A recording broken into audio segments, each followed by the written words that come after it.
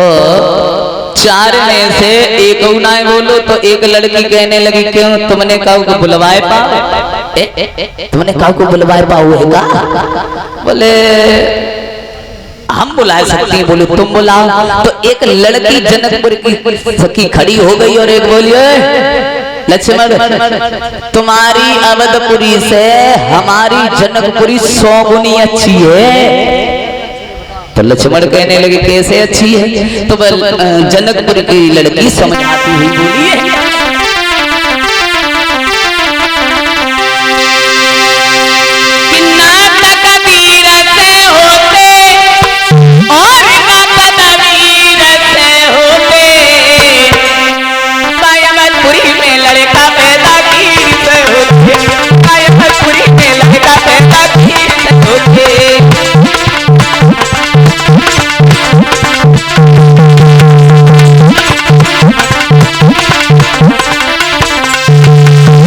न तकदीर से होते न तदबीर से होते अवधपुरी में पैदा लड़का।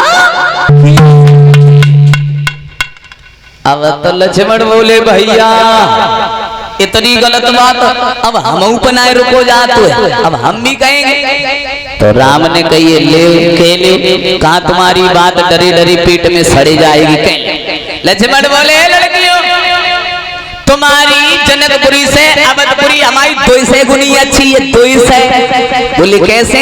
तो लक्ष्मण समझाते हुए बोलिए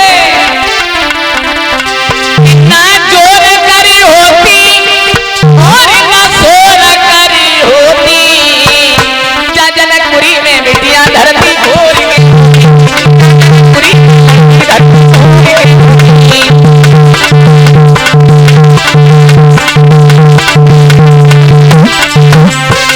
बोले जनकपुरी में बिटियां धरती।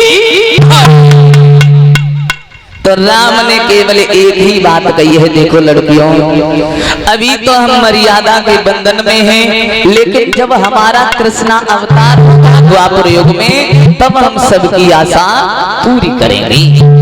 बारात 74 दिन बाद लौट आई और जब चारों भाइयों का विवाह जनकपुर से होता है बहुएं उतारी जाती हैं अवध में। और जब अवध में बहुएं उतारी जाती हैं तो दशरथ ने अपनी तीनों रानियों को बिठाला। और जब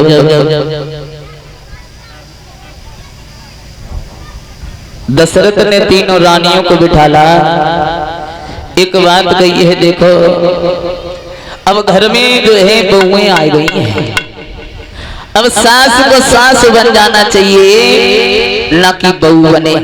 दशरथ अपनी रानियों को समझा रहे हैं देखो तुम्हें नहीं मालूम कि परलर कनी विवाह रे आई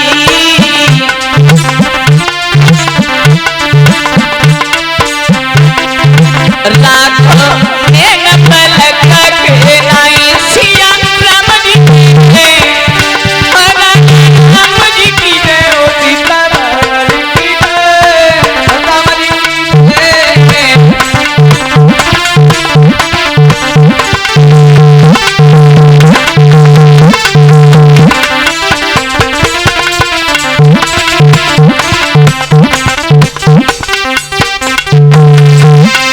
कि परल रकनी और विवाह घर आई और आँखों ने न पलक के नाही। रामायण की अगर परीक्षित महाराज आधी भी बात अगर अपने जीवन में उतार ली तो उस आधी बात से ही कल्याण हो जाएगा। मैं ये नहीं कहता हूँ कि पूरी बात आधी बात की भी कह रहे हैं। अगर रामायण की आधी भी बात अपने जीवन में अगर उतार लो तो उस आधी बात से भी कल्याण हो जाता है। कहते हैं देखो कि परल रकनी और विवाह घर आई और आँखों ने न पलक के नाही। तुलसीदास ने कहा है कि अगर सास अपनी बहू को अगर लड़कनी समझे तो मेरा ये वादा है कि कभी सास और बहू में झगड़ा नहीं हो सकता है।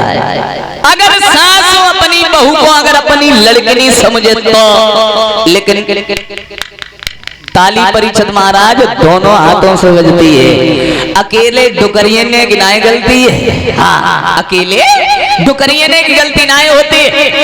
अब बहू को क्या करना चाहिए जो सास से लड़ाई ना हुए? बहू लिखा, बहू को सोचना चाहिए कि मैं तो घर ही में मंदिर बनाऊंगी और पूजा घर ही करूंगी, घर ही।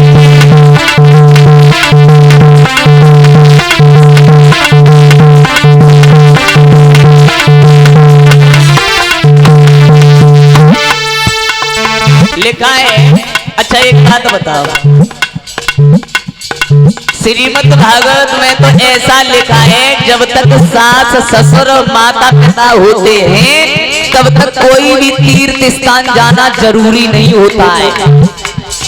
जब तक माता पिता घर में हैं तब तक नाई मथुरा जाओ, नाई अयोध्या, कहीं भी मत जाओ, केवल माँ बाप की सेवा करो तो समझ लेना कि सब तीर्थ माँ बाप है। जो लोग माँ बाप की सेवा नहीं करते हैं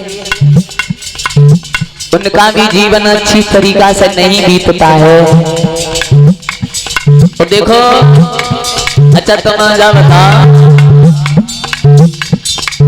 डोकरी को माती जा रही हो और देवी मैया पूजन जा रही हो तो कौन सी पूजा है? इसलिए देखो, सास ससुर की सेवा करनी चाहिए, माता पिता की सेवा करना चाहिए। सबसे बड़ा जो धर्म माना गया है माता पिता की सेवा। माँ से बढ़कर इस दुनिया में कुछ नहीं है। सबसे बड़ा दर्जा जो दिया गया है माँ का दिया गया है, माँ का।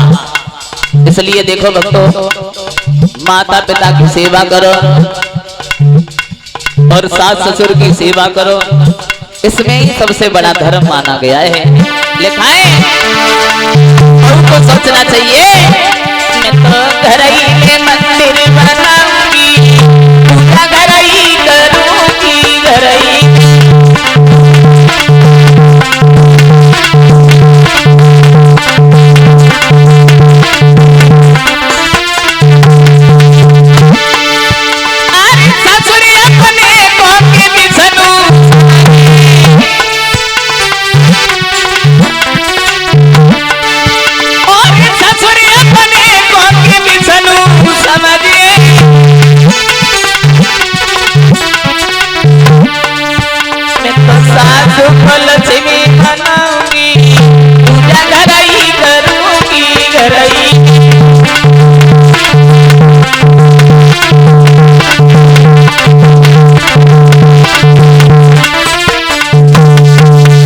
इसलिए देखो